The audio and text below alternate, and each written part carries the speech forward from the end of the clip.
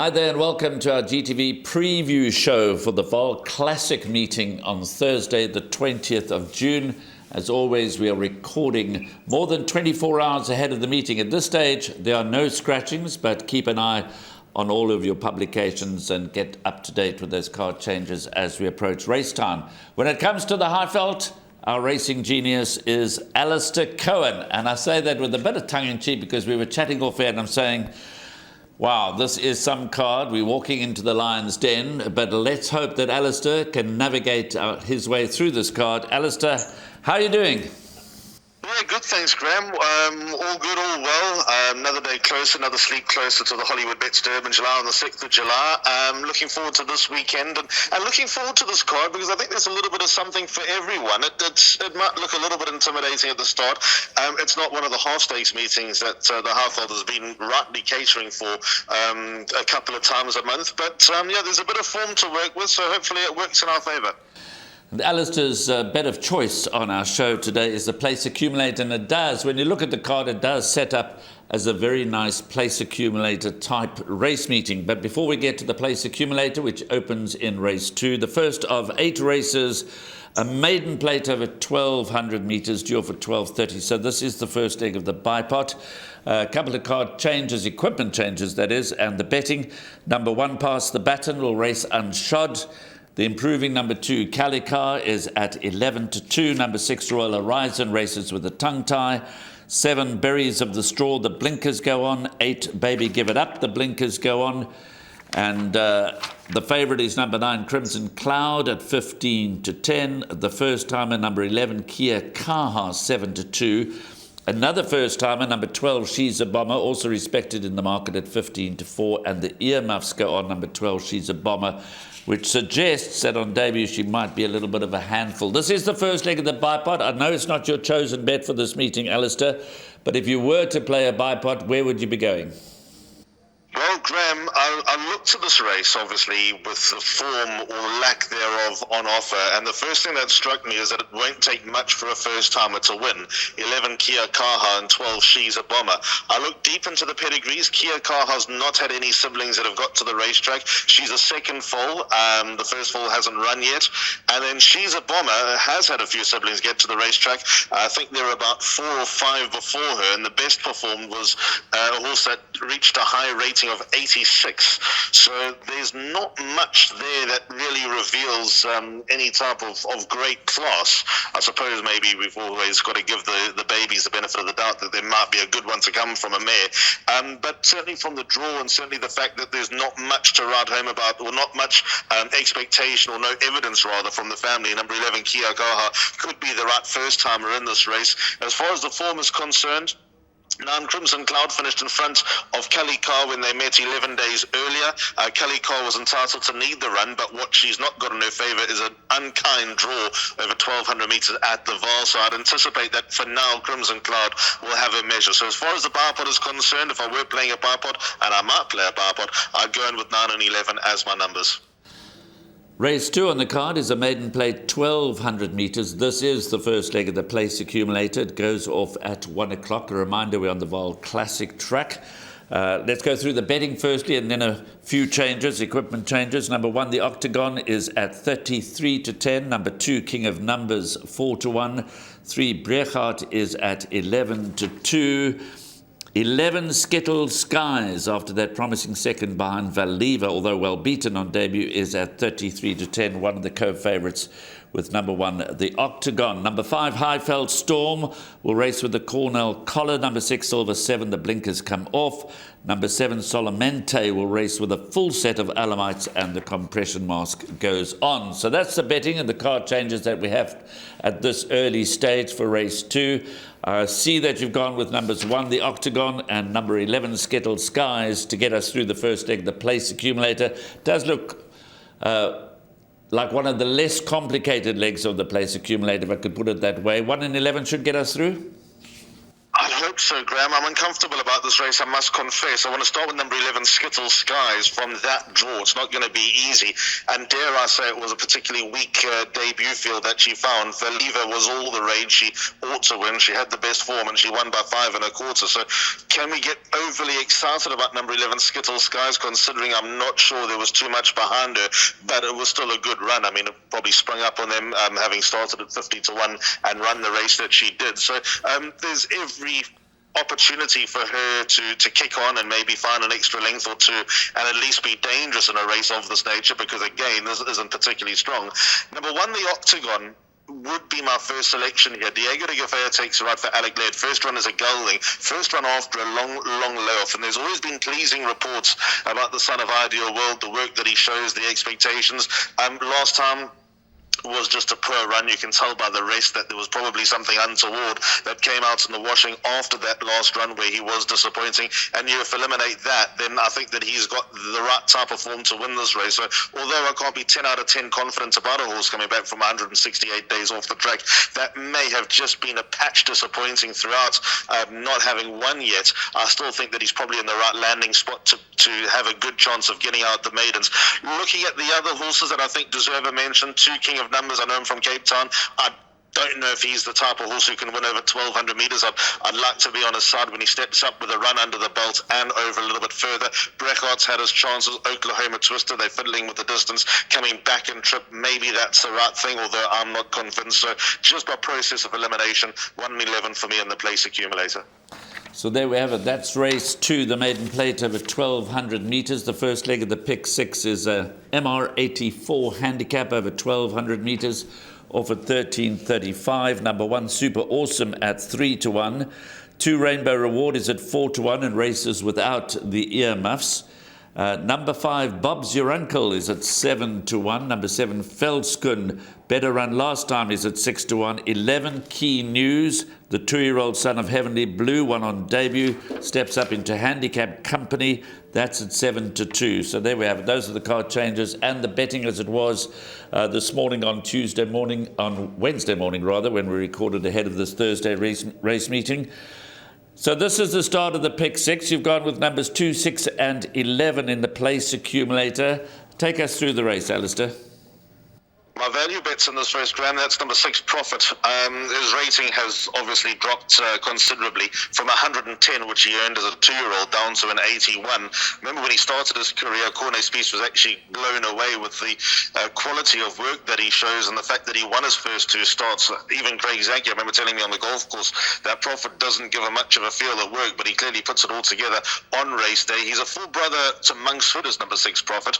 Monkshood, obviously, of Gauteng Guineas fame, and went over to Hong Kong and performed at a high level there. I think he's probably down to the right type of mark for him to be dangerous. Got Muzi Yanni on board as well, which I think is definitely a tick in the box, and I think he needs a little bit of waking up in a race, and Muzi likes to get stuck into them. So I think that number 6, Prophet's going to run his best race in a while.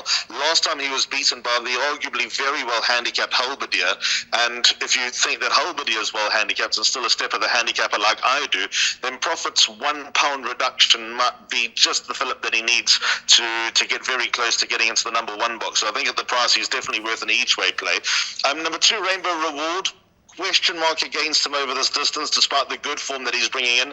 He runs like he'll get the trip. He's bred like he'll get the trip, but it's his first experiment over more than 1,000 meters. So I keep it open-ended. It's either going to be duck or no dinner for number 2, Rainbow Reward. And then number 11, Key News, the 2-year-old. There have been a lot of 2-year-olds that have been winning against older company at maiden level, but not too many. In fact, none that I can remember off the top of my head.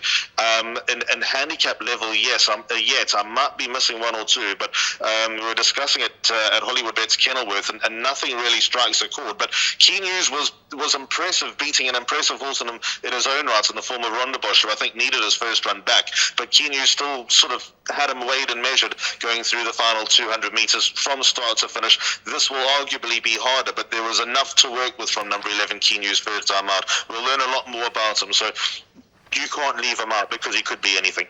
Yeah, he certainly earned a high rating of 92 off the back of that debut victory. Interestingly, There have been no direct winners from that form line, so it is going to be a tough test for number 11, Key News. 2, 6 and 11, the numbers, place accumulator numbers for Alistair in the third race. As we move ahead to race 4, the fillies and mares 94 divided handicap over 1,000 metres. Number 1, Exchange Student. We'll hear straight from the horse's mouth about Candice Dawson's filly from Alistair in a moment. That was a winner last time out. That's at 7-1.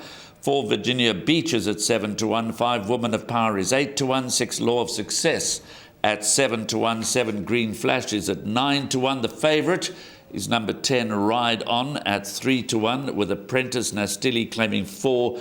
Ride On only has 49 to shoulder. Number 11, So Seductive, is at 6-1. The betting suggests a very competitive heat, and there are no card changes at this early stage. You've gone, Alistair, with numbers 1, Exchange Student, and 5, Woman of Power in your place accumulator, but there do seem to be others with chances as far as the jackpots and the pick sixes are concerned. Yep, they definitely are. For example, Ride On with 49 kilos and an outside draw on the Vaal Classic track down the straight. That's going to be a huge advantage. So Seductive also with a lightweight and an outside draw. That's also going to be regarded. In fact, ironic that So Seductive and Exchange Students are from the same family. So there's something for you to think of. Talking about Exchange Students, it looks like she's actually come on with her last win, where she won quite impressively. I know On Cue was a tad disappointing at Hollywoodbets Greyville on Saturday. The horse that Exchange Student beat. Candice was very happy with her last workout. Raymond Danielson was happy with her last workout. Took her around at Randkiesfontein not so long ago. She's not the easiest to follow. She's small, but she gives of her best. Well, she occasionally gives of her best, and when she's at her best, she can be a difficult horse to stop. She probably deserved that £4 penalty, but optimistic that she'll go well enough here and should trouble them. But I think the horse that she needs to beat, the horse that they all need to beat, is number 5, Woman of Power, reverting to a sprint. Penultimate start, she was beaten by less than 2 lengths by Dreamland. Dreamland's put his hand up as one of the more progressive 3-year-old sprinters on the half-vault. So I think that Woman of Power coming back to a sprint, she just probably didn't get home last time. She is going to take all the beating if Muzieni can get the best out of her. I think that she does need a little bit of luck in running, because when she's won a couple of races, she's had to clear quite a few horses. I don't think she's got the longest run in. I think that she's got a sharp turn of foot, but not necessarily a long-lasting one. But that sharp turn of foot serves her well, and when she does turn it on at the right time, she'll be a difficult horse to stop. So 5 and 1, the 2 horses that I'm rowing in with as far as the place accumulator is concerned. Pick 6, a few others that you need to consider. Definitely 10 and 11 go into the play there. Race 5, the other half of the divided handicap, this one at a level of 77 for the fillies and mares down the lane, 1,000 metres. And if you thought the previous was a bit tricky, then this one they're betting 5-1 the field. Number 1, Jazz Series at 15-2. Number 2, Midnight Fusion, 6-1. 5, Golden Aspen, back in top form, goes for a hat-trick. 1,200 metres penultimate start, 14.50 the last time, all the way back to the minimum trip here for number 5, Golden Aspen at 11-2. Number 7, Wait for Green Light is at 5-1. 8, Western Wishes, 7-1. 13, The Navy Lark is 9-1. Those are the ones quoted in single figures, but they are betting 5-1 the field. But you've managed, from a place accumulator point of view, Alistair, to narrow this down to 2 runners, 2 Midnight Fusion and 7, Wait for Green Light. I think I'm going to have a bet here, Graham. I'm going to have a bet on number 2, Midnight Fusion. Look who's riding Midnight Fusion, and look who owns Midnight Fusion. Pierce Stradham has got a leg in this daughter of Rafif, who came back from a minor break in her last start when finishing 5th behind Fennec Fox, who came out and franked her own form just a week earlier. She has been sparingly raced. I don't think she's been the easiest to get ripe and ready, but as you can see, she looks like she's come to hand with her last run under the belt. With Stradham on board, riding his own horse, I don't think we can doubt the effort that's going to go in here. And Sean Terry's obviously, I mean, he always comes to hand this time of year, but it looks like he's come to hand with even more of an exclamation mark this time around. So I'm very, very keen on number 2, Midnight Fusion's chances. If she does go missing, I think number 7, Wait for Green Light, could be the alternative. Trent Mayhew on board. I think this is the second meeting back from his injury. Outside draw down the Vaal Classic Straight, that seems to be a good place to be. Funny enough, ran in the Midnight Fusion race last time on the 23rd of May and finished just in front of Midnight Fusion, and both of them were coming back from minor layoffs. I think Midnight Fusion might have a little bit more class than number 7, Wait for Green Light, who took 14 runs to win, so I think that she'll be better served this time around. I think she's a better horse, but I've got both of them into the place accumulator, numbers 2 and 7, but like I said, I think I'm going to have a bet here.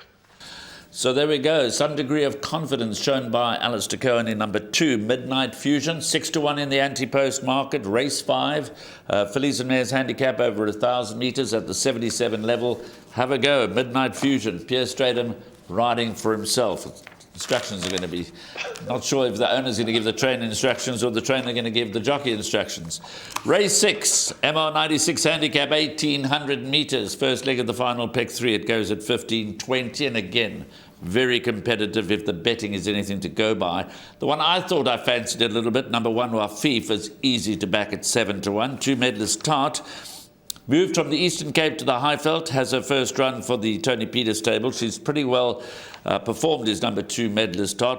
In an early part of her career, was trained by Candice Bass Robinson. That's at 4-1. 5, Another Level, is at 6-1. Number 6, The Brief, good winner last time, is at 5-1. 8, George Handel, which gets the blinkers. That's an equipment change. And then number 11, Miller Hugh, is at 5-1. So this is competitive. I do fancy Alistair, a bit of number 1, Wafif, when I was going through the card looking for something that I could have a bit of a strike on at a nice price. The apprentice claims the 4 kilograms, brings the weight down to 57, nicely drawn. And I was pleased to see that you've included number 1, Wafif, along with number 11, Miller Hugh, as your 2 selections in the place accumulator. And I'm quite comfortable with those numbers here, Graham. With Thief running in a handicap for the first time in a very, very long time, on the back of a rating reduction and also with a 4-kilo claim. This could be shrewd from Stuart Pettigrew. He is among quite a few in this race who will have a bit of a stamina question mark, which Miller Hugh, the alternative choice, does not have. But I think if Wafif can get home, I mean, I know the Pettigrew way will be dropped and sent about his business as late as possible. He's run with a lot stronger, quite a few horses to be fair have. The likes of Manzana, Melech, those are grade 1 horses that have either won or compete in grade 1 level. Atticus Finch, who won the Victory Moon in the Victory Moon litigation, who had a wonderful Joburg campaign.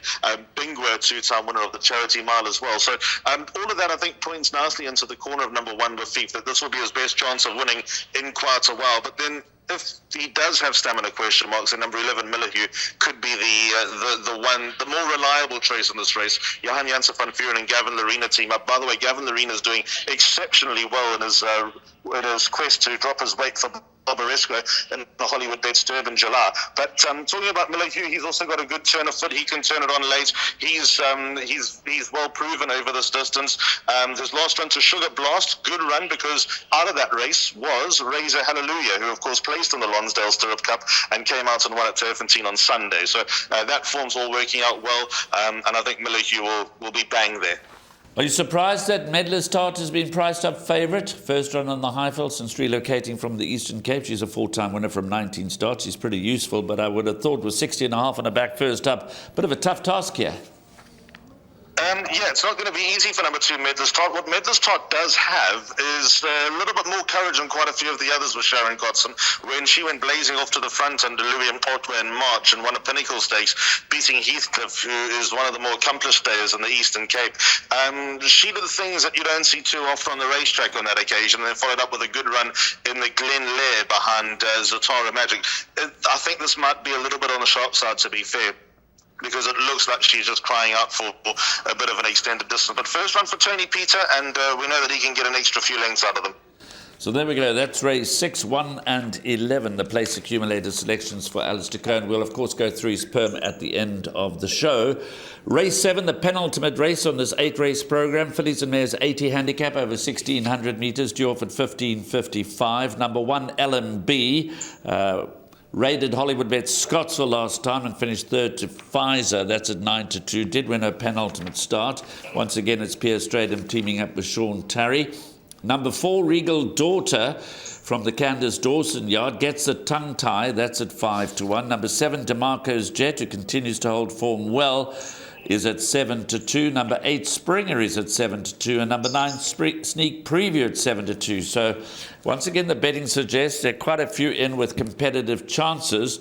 But if I've read your PA correctly, you're happy to bank a number 1, LMB.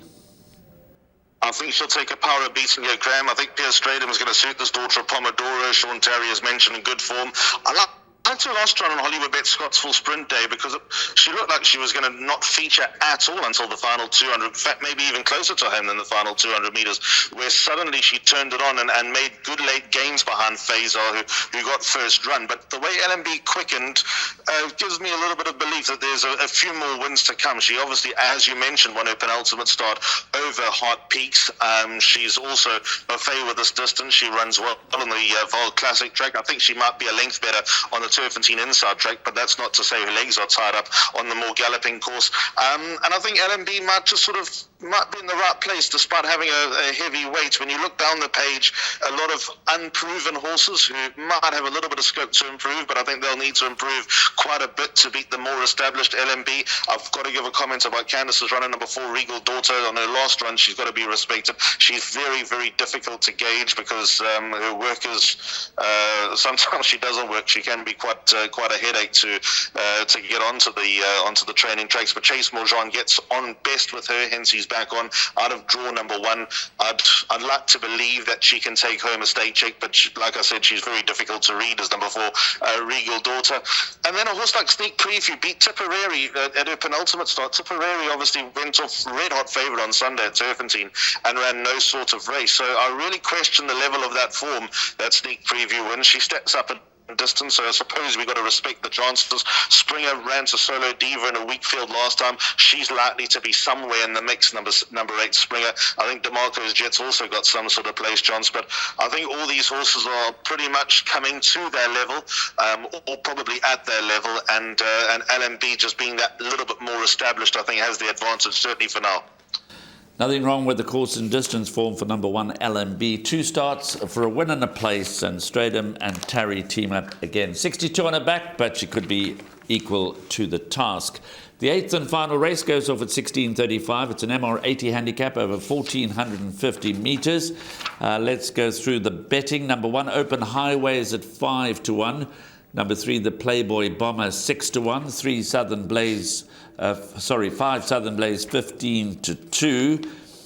12 Laughing William is at 8-1. 14 Peace Treaty is your marginal favourite at 9-2. Peace Treaty, a 2-year-old, also another one. We made the point earlier, stepping into handicap company, albeit over the sprint distance of 1,200 metres. Peace Treaty did win second time of asking. So again, it looks quite a complicated last race, and I think you've gone pretty wide in the place accumulator. So take us through it.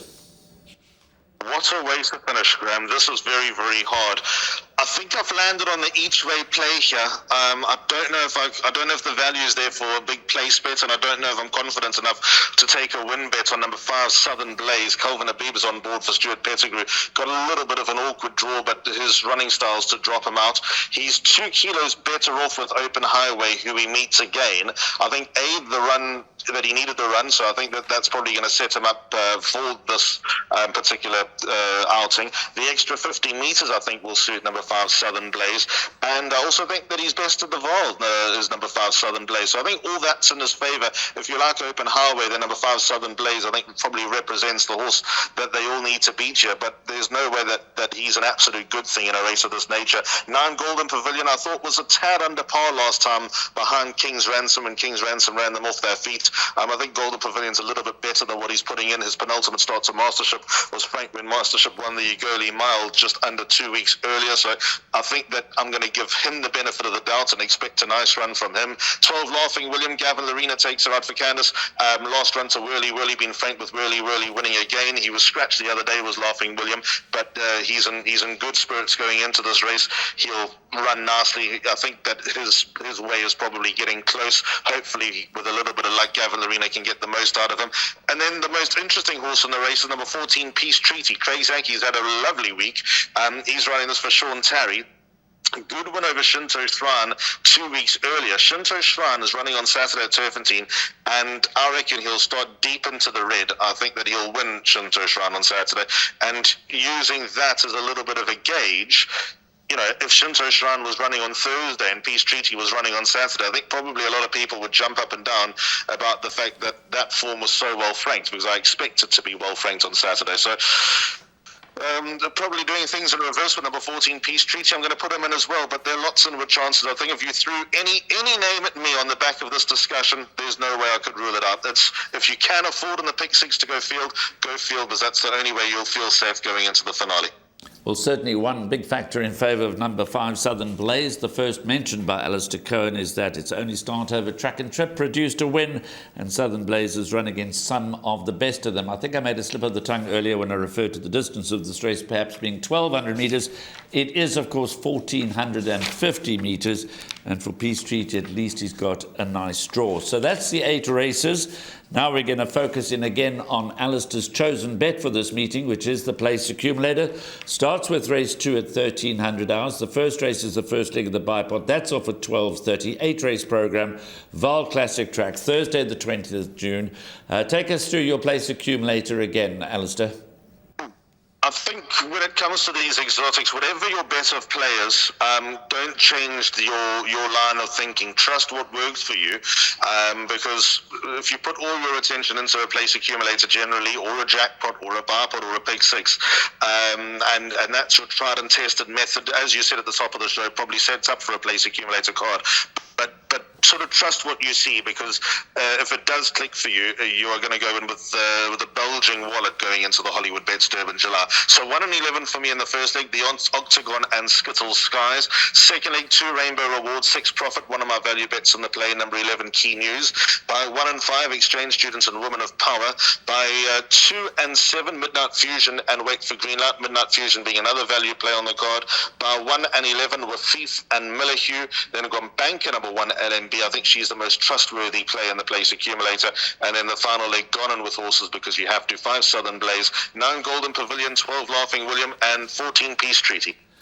Well, that's a wrap for our preview show of this Vaal Classic meeting, 20th of June, Thursday, first off at 12:30. Alistair, as always, thank you very much, and enjoy the rest of your week. Cheers, Graham. Always a pleasure, and we'll catch up soon. So that's all we have for you for this time. I hope you punt well at the Vaal on the Classic Track, Thursday the 20th of June. Thanks for joining us.